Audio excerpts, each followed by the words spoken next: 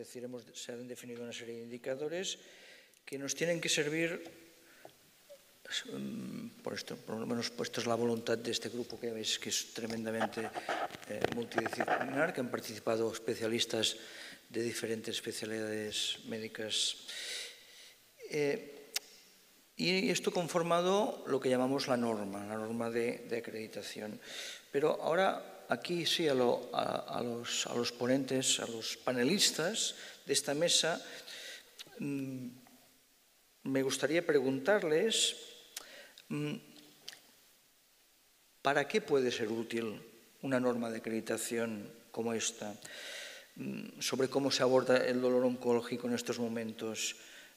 ¿Qué destacaríais como principal aportación de esta norma? El orden de intervenciones, quien se anime primero, que abra fuego, da igual. Venga.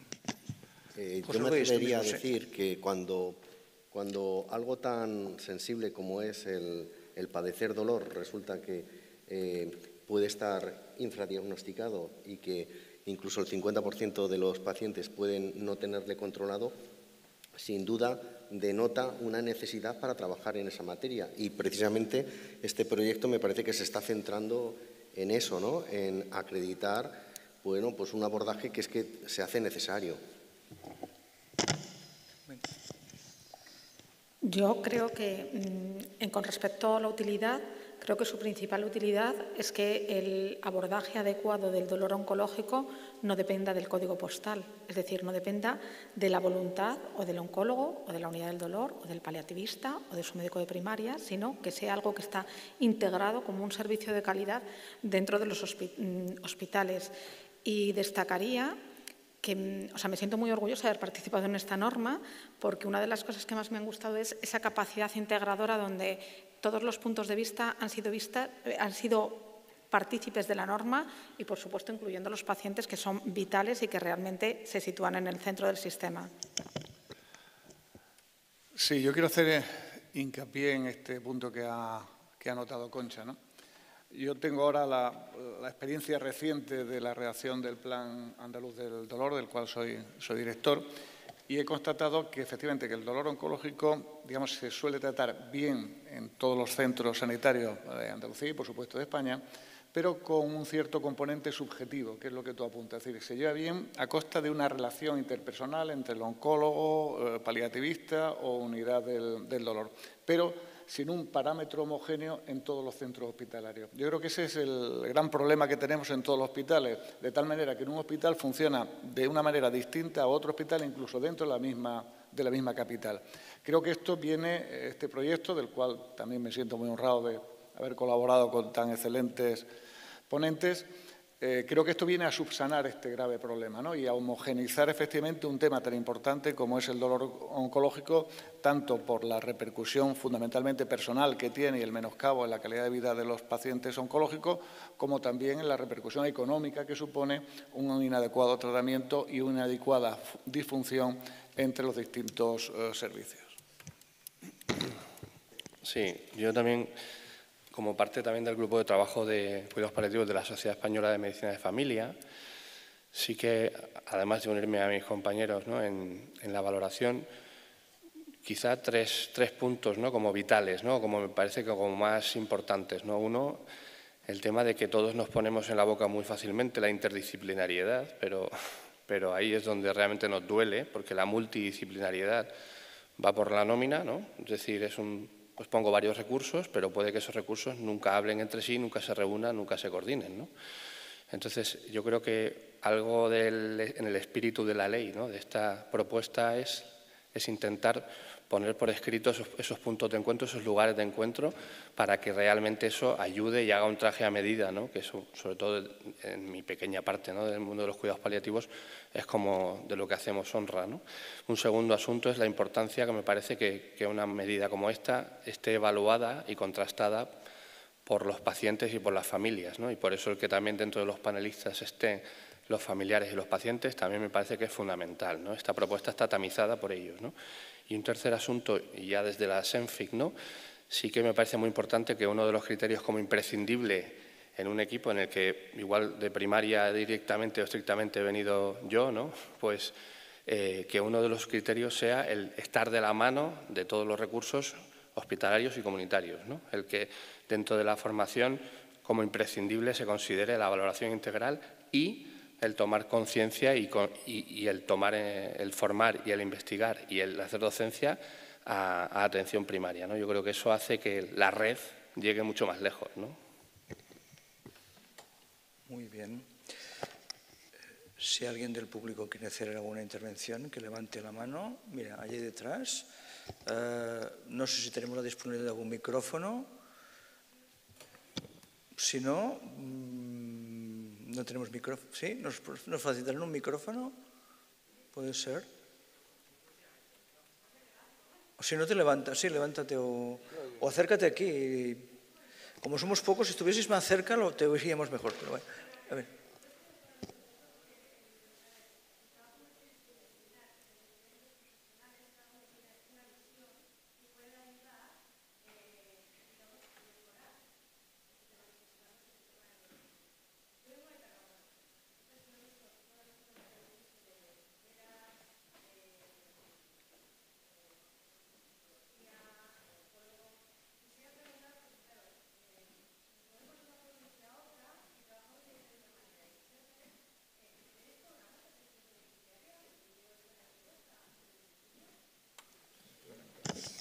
Sí, nos pregunta si hay programas de atención domiciliaria.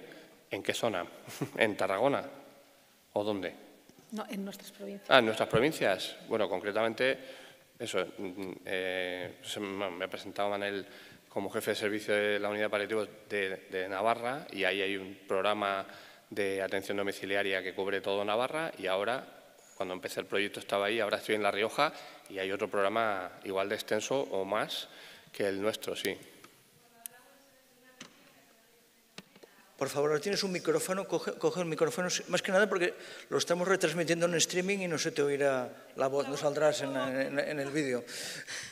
Y era por eso, porque como no lo he encontrado, ese tipo de equipo no lo he encontrado incluido dentro de la lista que habéis puesto, pensaba que a lo mejor no trabajabais con este equipo. No, eso, yo vengo de parte del grupo de trabajo de cuidados paliativos de la SENFIC. Concretamente yo trabajo en equipo específico, pero en ese grupo estamos representados médicos hasta de urgencias, desde atención primaria, desde urbano, rural y de equipos específicos, sí, sí. Vale, entonces, de ámbito hospitalario y de ámbito domiciliario, sí, sí. Vale, entonces vosotros hacéis como una revisión, estudiamos cada caso, ¿no? Por decir, y entonces valoráis qué es lo más adecuado el programa al que lo queréis integrar, ¿no? Por ejemplo, si PADES requiere que tiene que tener un ingreso, pues un ingreso. Luego, cuando no hay control de síntomas crónicos, pues a lo mejor ya se le da de alta a esta persona, se va al control del dolor, a las unidades de control de dolor, ¿no? Digamos, son los pasos y la unificación de todo eso de una valoración de un paciente para poder llegar a controlar ese tipo de síntomas.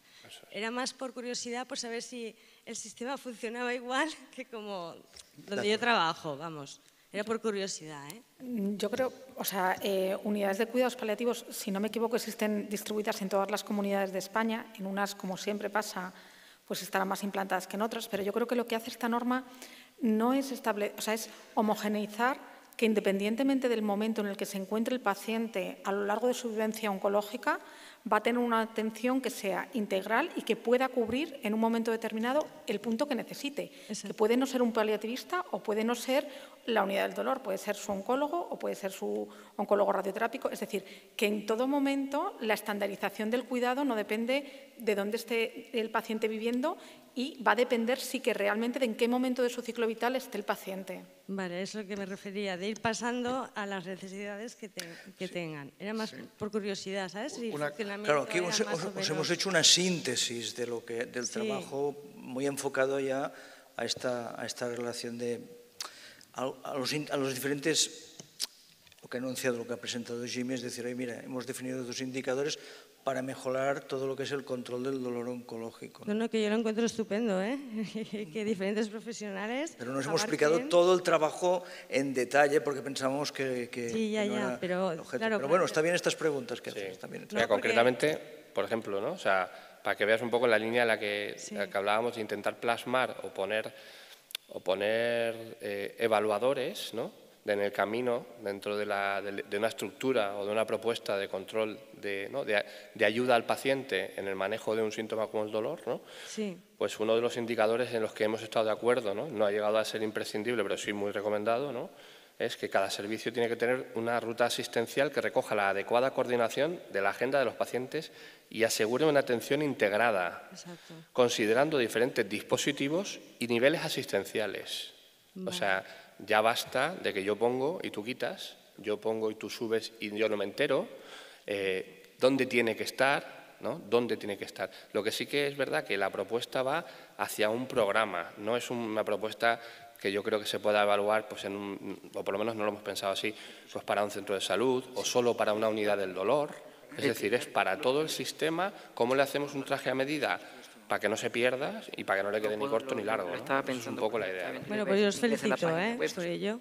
Sí, lo que tratamos precisamente con este plan es evitar la asimetría que se produce en los distintos hospitales, en los distintos sistemas públicos de salud, que cada uno funciona un poco de una manera personal y subjetiva, ¿no? Se trata de establecer una regla del juego homogéneas para todos. Voy a tomar también la palabra a propósito de esto.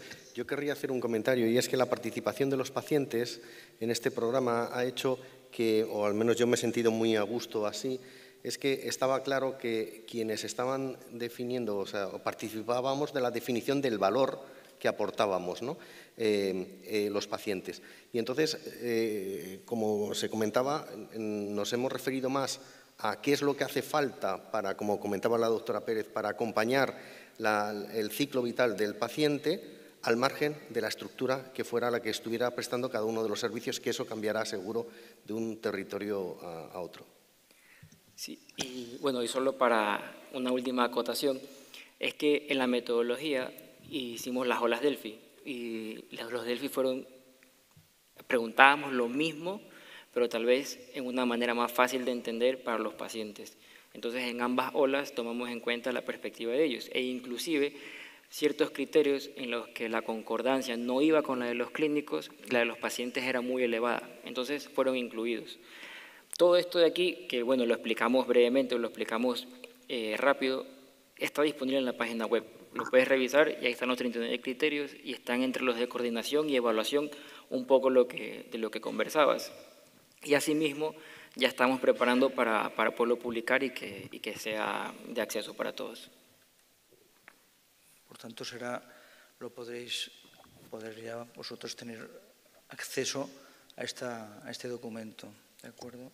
Entonces, otra pregunta que se nos ha acudido es decir, vosotros estáis acostumbrados a trabajar con la guía GADO, si no me he equivocado. Entonces, ¿qué similitudes y diferencias encontraríais entre esta norma y con la guía, en relación con la guía? Bueno, tomo la palabra, creo que me siento un poco implicada. Yo creo que una de las principales diferencias es decir, la guía GADO tiene su lugar para los profesionales sanitarios que nos dedicamos al tratamiento o que vemos pacientes con dolor oncológico, pero es una guía para profesionales exclusivamente. Es verdad que es la primera guía que existe en España que sea interdisciplinar, donde se ha tenido en cuenta todas las especialidades. Es verdad que recoge toda la bibliografía y que es, bueno, pues quizás el mejor documento que hay en España en dolor oncológico, pero en ningún momento es un documento donde haya tenido la integración del paciente, que yo creo que es fundamental. Y además no es un documento donde se establecen las evidencias que hay sobre el dolor oncológico, pero no se establecen las necesidades de calidad en el tratamiento del mismo.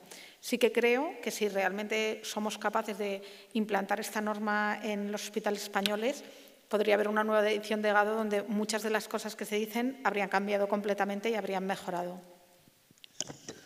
Sí, yo creo que no colisionan, yo creo que se complementan. La guía GADO es, como su nombre indica, una guía orientativa para seguir el tratamiento del dolor, que lo que aporta es una orientación al profesional de la salud a seguir ese tratamiento del dolor oncológico, mientras que el proyecto nuestro lo que establece es un plus en la calidad. Es decir, si queremos tener unos servicios, unos hospitales, porque engloba absolutamente a una gran cantidad de servicios con esa calidad necesaria, es el cumplimiento de una serie de requisitos que aparecen en esta guía y que nos va a permitir efectivamente dar ese salto no solamente de una orientación, que está bien y es necesaria, sino además de una cumplimentación de unos ítems que nos parecen fundamentales para mejorar la atención al paciente con dolor oncológico.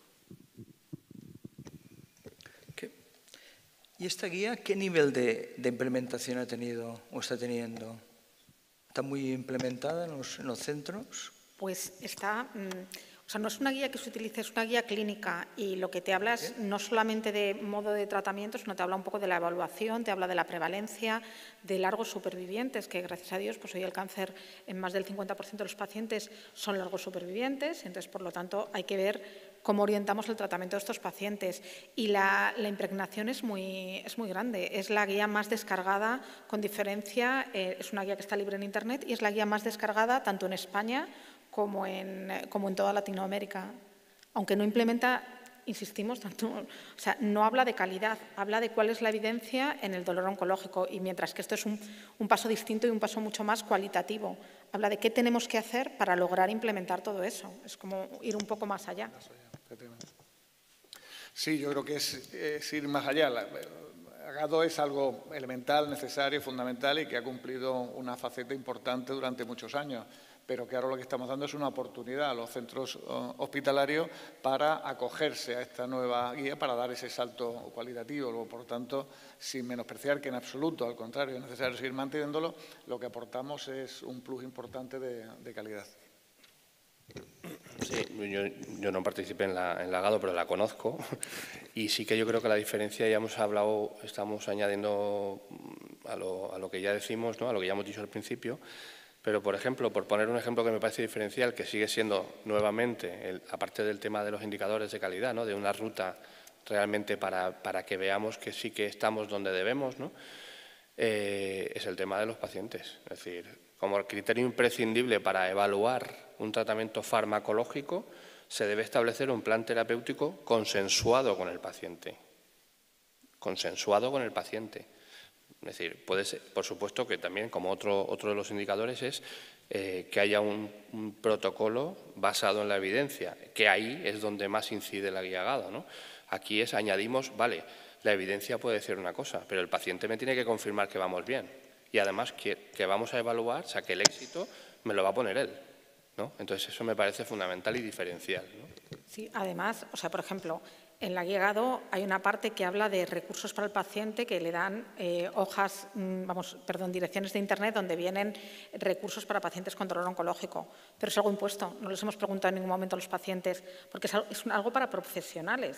Pero yo no le he preguntado a mis pacientes si ellos querían que yo publicase esto. O sea, no han intervenido, porque es que es una guía para profesionales. Esto es una guía que lo que habla es de una ruta asistencial distinta. Sí, por eso comentaba antes, ¿no? Que hablar de calidad pues es estar hablando de aportar valor a lo que es el proceso, ¿no? Y en ese sentido, los pacientes hemos participado, bueno, yo creo que en casi todos los ítems se puede observar que hay una convivencia entre el profesional y el paciente, ¿no? Porque los pacientes, ¿qué esperan y qué no tienen en los pacientes oncológicos con respecto al tratamiento del dolor?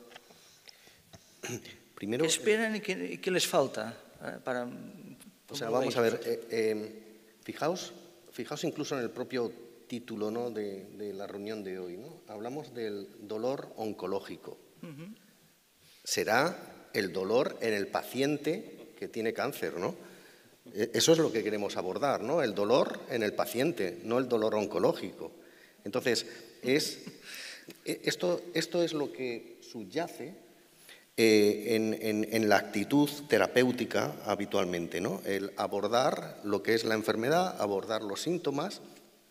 Lo que vamos a conseguir con esta guía es que vamos a estar abordando al paciente desde un punto de vista mucho más holístico y mucho más participativo. Estamos hablando de un paciente activo. Un paciente que va a tomar de una forma compartida las decisiones, que va a poder poner el acento en algunos aspectos que a lo mejor con la mejor de las voluntades, antes no se le ha estado preguntando, ¿no?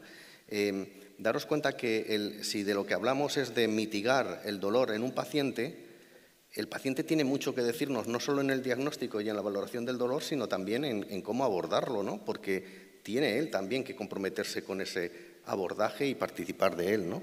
Entonces, nada mejor que tomar de una forma compartida las decisiones. Y luego yo creo que hay algo que yo pues no soy paciente en este momento, pero creo que hay algo muy importante y es que, como decía Claudio antes, esto marca rutas asistenciales, ¿no? Entonces, creo que es fundamental porque, por desgracia, en nuestro país hay mucha desequidad en un sistema que se supone que es público y universal. Sin embargo, es muy deficitario en cuanto, dependiendo de dónde vivas, tienes acceso a unos tratamientos, estoy hablando de tratamientos analgésicos o no, un tipo de técnicas, por ejemplo, intervencionistas o no, o la coordinación. Pues, por ejemplo, yo ayer vi una enferma que me mandaron de paliativos para hacer una técnica que no es muy frecuente y que se hace allí. Ese tipo de cosas no son públicas, dependen un poco de la voluntad, como decía antes Ignacio. Entonces, el hecho de crear una norma permite que las carteras de servicios y que el acceso del paciente a determinados servicios pues, esté muchísimo más estandarizado y más homogéneo y, por supuesto, esto añade calidad a lo que hacemos. Sí, yo creo que en ese salto cualitativo que hemos hablado anteriormente está indudablemente la participación del paciente. Yo creo que eso es esencial. Pero no solamente la participación del paciente, yo voy un poco más allá, incluso creo que lo debatimos en las reuniones que hemos tenido, ¿no? Yo creo que el éxito de este programa se alcanzará cuando superemos la barrera o el concepto exclusivo biopsicosocial del paciente, ¿no? El paciente es algo más, no solamente es un aspecto biopsicosocial y hablamos de una manera distante. El paciente tiene un componente espiritual que es al que queremos llegar también. El componente espiritual, la espiritualidad no solamente es religiosidad. La religiosidad forma parte de la espiritualidad, pero no es toda, ¿no? La espiritualidad es el sentido trascendente que tiene la persona, ¿no? Independientemente de sus creencias.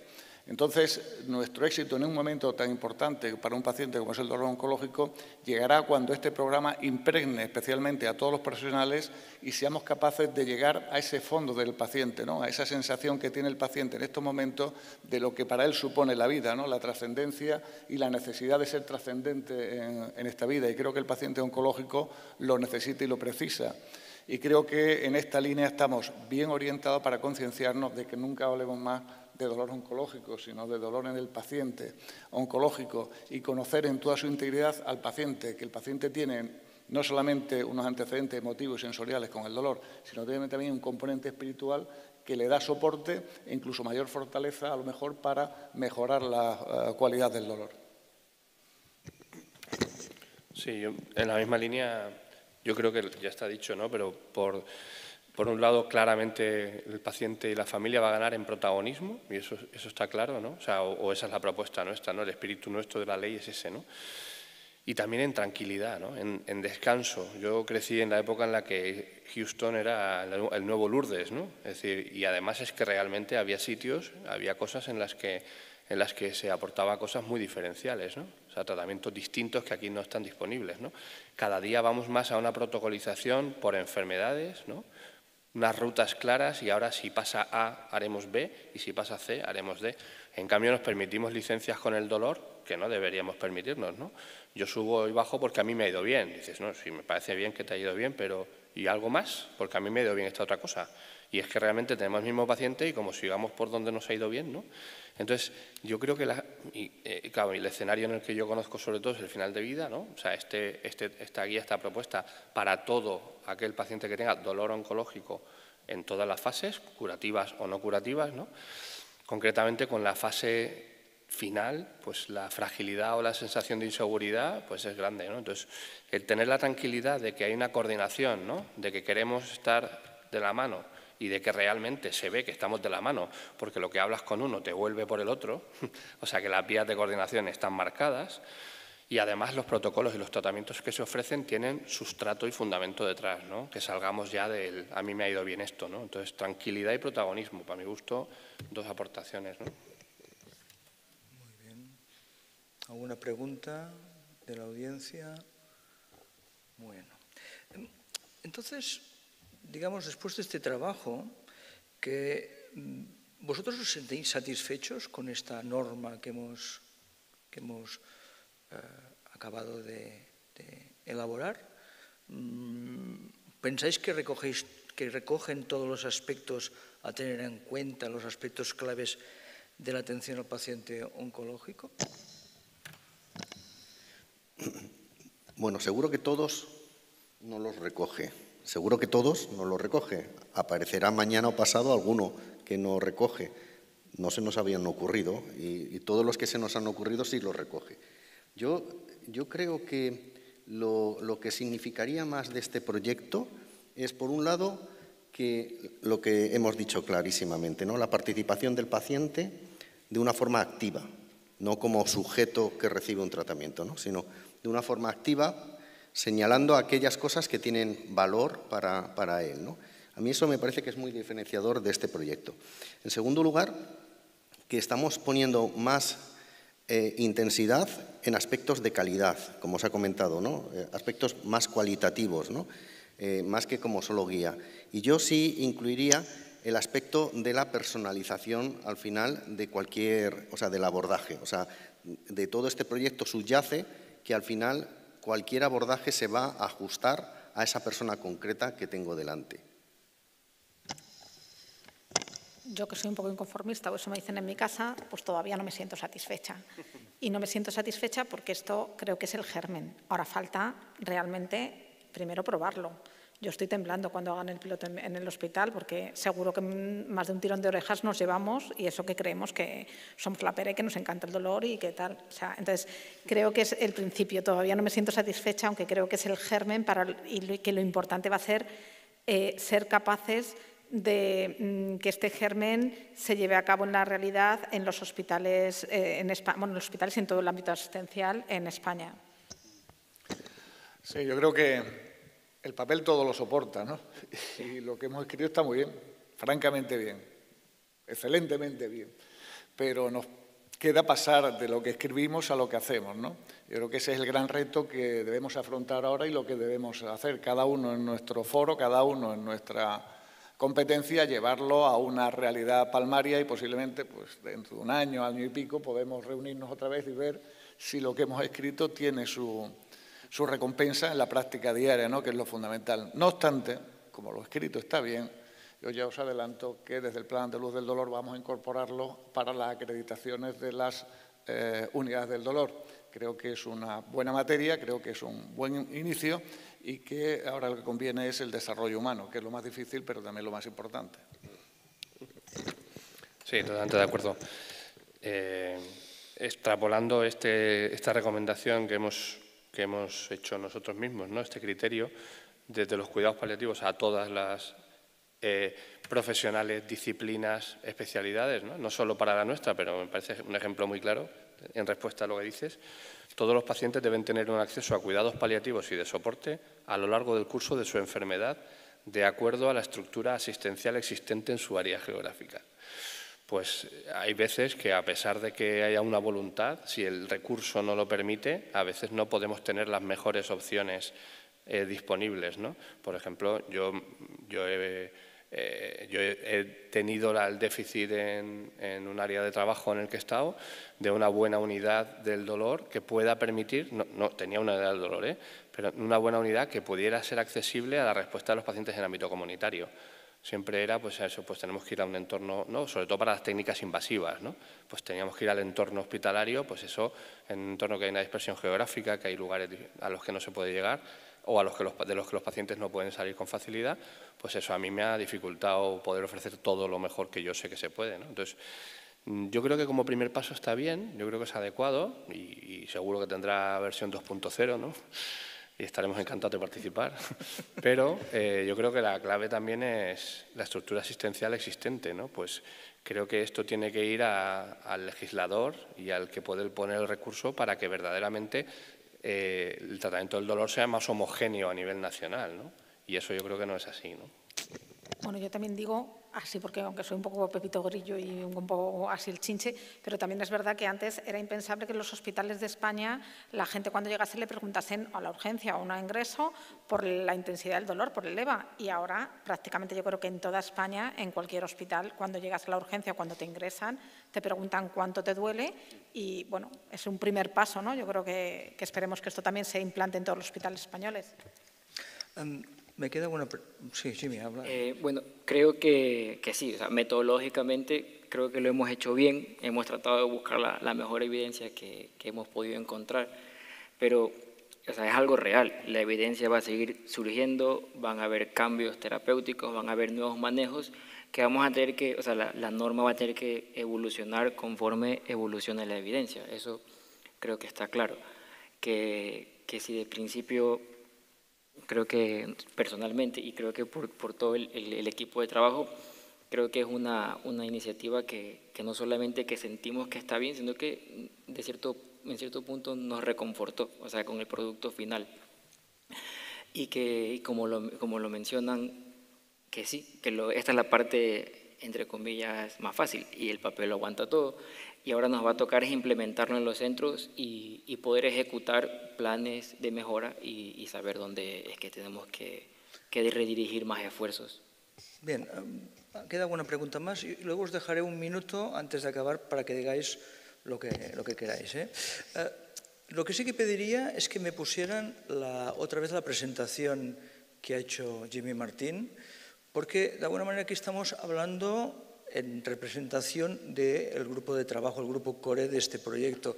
Yo pienso que es importante, no el primero no es importante, pero a partir del primero el resto es importante porque son realmente la gente que ha trabajado con AINCO y está impulsando este proyecto que tenemos previsto que haya una segunda fase ya. Y esta segunda fase es la implementación. Es decir, vale, ya la tenemos, ya hemos hecho la teoría y ahora ¿cómo pasamos a la práctica? ¿Pensáis que es el momento oportuno para introducir esta norma? ¿Cómo será recibida en los hospitales? ¿Los gestores, la administración, estarán interesadas? ¿Cómo lo veis esto? División de opiniones.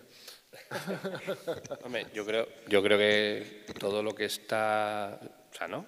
Cualquier gestor, cuando oye hablar de calidad, ¿no? Pues suena, ¿no? Suena clink, clink, ¿no? Suena la máquina registradora, ¿no? Es decir, yo creo que cualquier cosa que esté basada en evidencia, sea protocolizada y cuente con todos los agentes del sistema, ahorra dinero.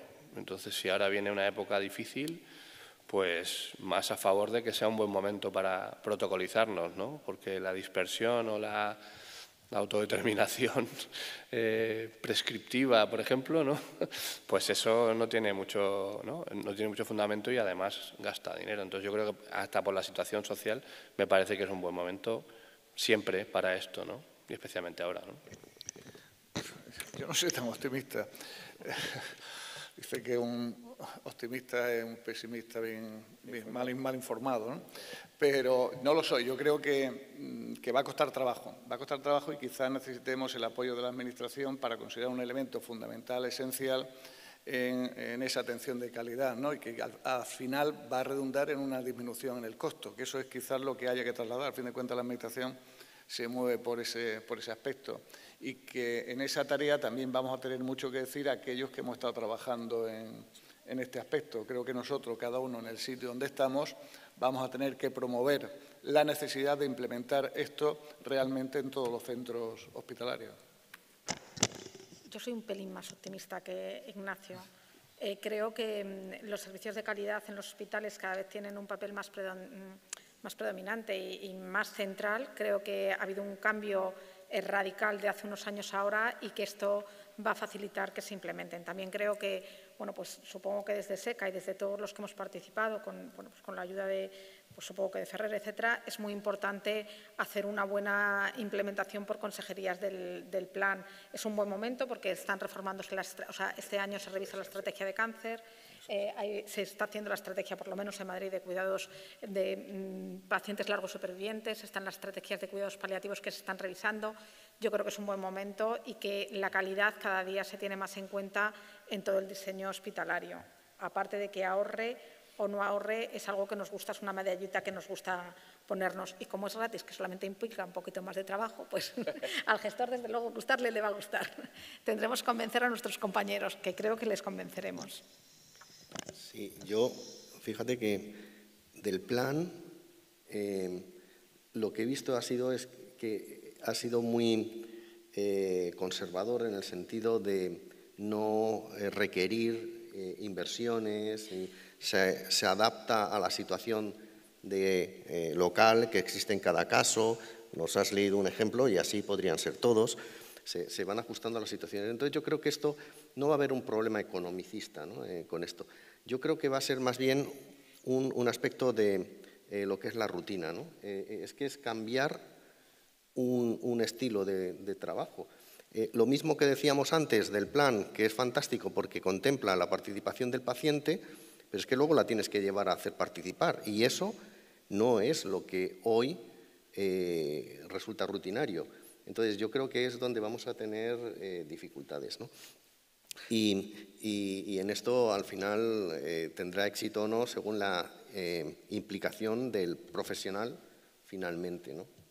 ¿Y los pacientes? Es decir, los pacientes, ¿cuál pensáis?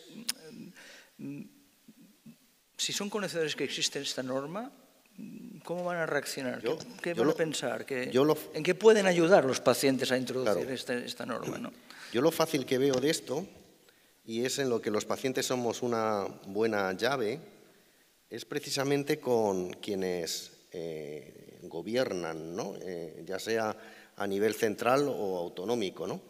A mí es que eso es lo que me parece que llevando un buen proyecto como es este, en el que se está hablando de calidad, esto lo tienen que comprar sí o sí y además no les va a valer un duro más.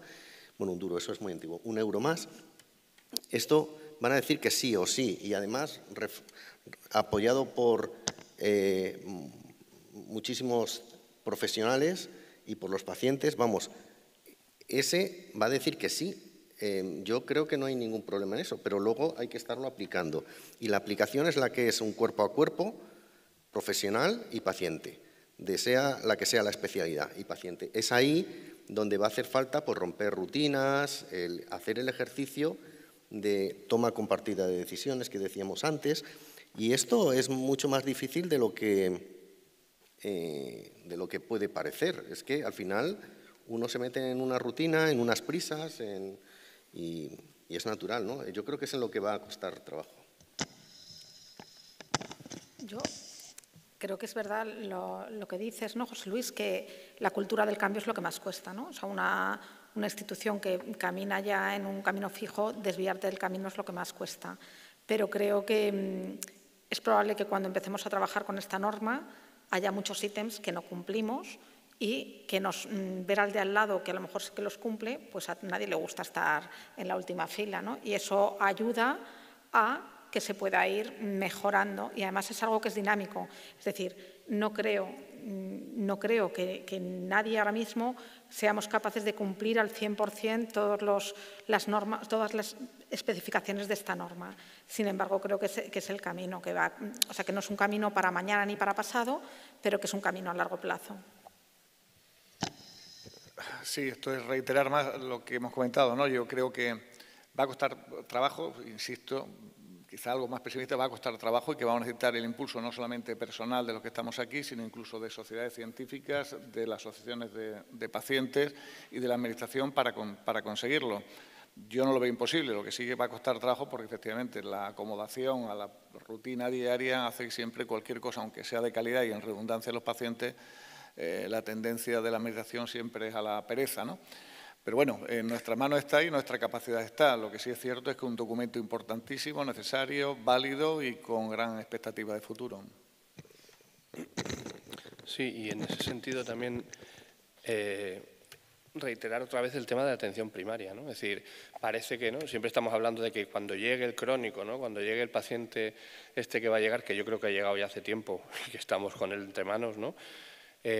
Cuando llegue, pues parece que el futuro nos llama hacia movernos más en el entorno comunitario, ¿no? Es el espacio donde el paciente, si le preguntan, suele querer estar, donde cuantos más cosas lleves a ese entorno mejor. la propuesta respira eso, ¿no? Respira un estar en red, no que estén los pacientes más allá, sino que todos los servicios se puedan mover en los distintos ámbitos y cuanto más potencia es primaria también a nivel de eficiencia es mejor, ¿no? Entonces, por ese lado también le veo posibilidades, ¿no? Pero, venir. Muy bien. Quedan 4 minutos para acabar. Por tanto, yo os daría 1 minuto cada uno, incluyendo a Jimmy, tiene otro minuto, para que, si queréis decir algo para concluir. Por ejemplo, me han quedado algunas preguntas del tintero que habíamos hablado, pero me parece que ya lo habéis ido diciendo cada uno en vuestras respuestas. Esta necesidad de implantarlo, hacer una prueba de piloto, por tanto, invito a la audiencia, si un hospital puede estar interesado, contar con nosotros para participar en ello. Este enfoque progresivo de que no vamos a cumplir todos los estándares el primer año, hay que ir trabajando, esto es la mejora continua, ¿no? Etcétera. Por favor, José Luis, si tú quieres empezar para esta conclusión final. Fíjate, yo querría poner el acento en un aspecto, y es que el abordaje del dolor en el paciente con cáncer es un abordaje absolutamente sociosanitario. Cuando hablamos de atención sanitaria y atención sociosanitaria, pues este tema precisamente me parece que es el paradigma de hacer ver que el abordaje es siempre sociosanitario, ¿no? Tenemos el ejemplo, el Hospital del Futuro es el domicilio, por ejemplo, ¿no?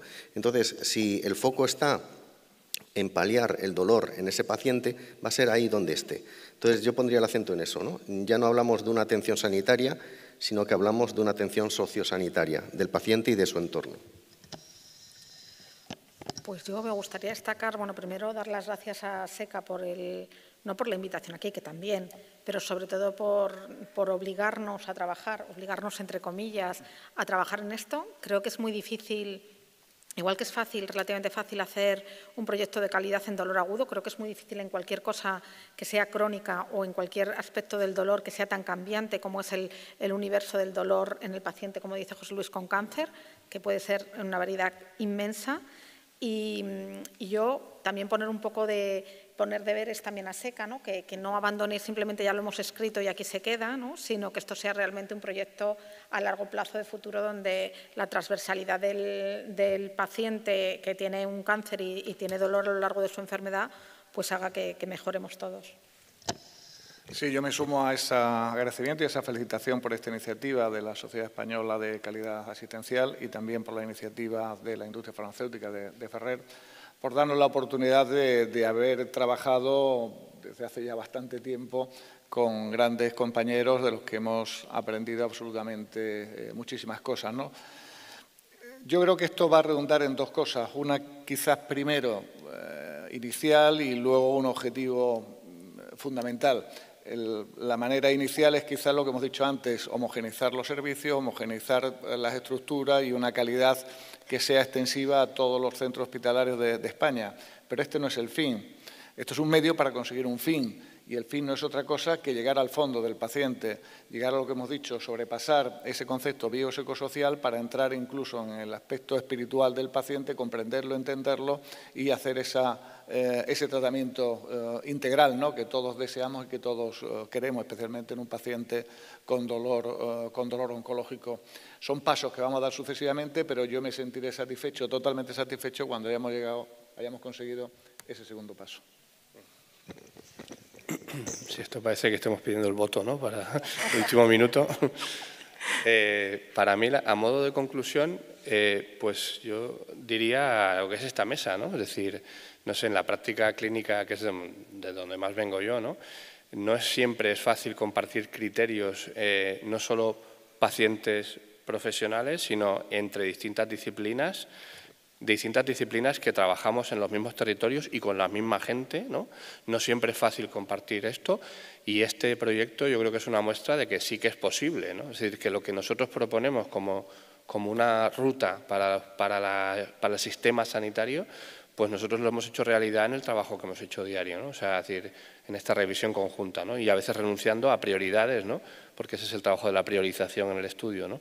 El decir, esto sí que va más importante, más allá de que para mi negociado esto sea más importante ahora, ¿no?